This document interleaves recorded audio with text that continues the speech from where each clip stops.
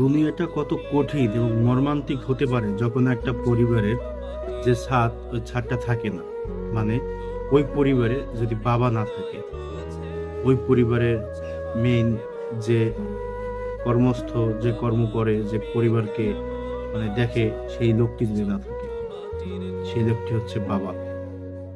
জানি না কার কার বাবা আছে বা কার নাই, অবশ্যই একটু কমেন্টে জানিয়ে দেবেন। কিন্তু আসলে আমার বাবা নাই। আমি জানি কতটা কষ্ট করতে হয় একটা পরিবারের জন্য, কতটা আসলে কতটা খারাপ লাগে একটা পরিবারের জন্য, যে আমরা ছোটবেলায় থেকেই বাপ মাকে হারিয়ে, মা আছে, বাবাকে হারিয়েছি। একটা পরিবার আমাদের উপরে নির্ভর। আমরা কাজ করলে বাড়িতে খেতে পারে, বাড়িতে মা আছে। অসুস্থ থাকলেও সে বলে না যে আমি অসুস্থ আছি।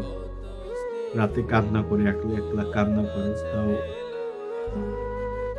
বলে না যে আমি অসুস্থ, আমি ডাক্তার দেখাবো।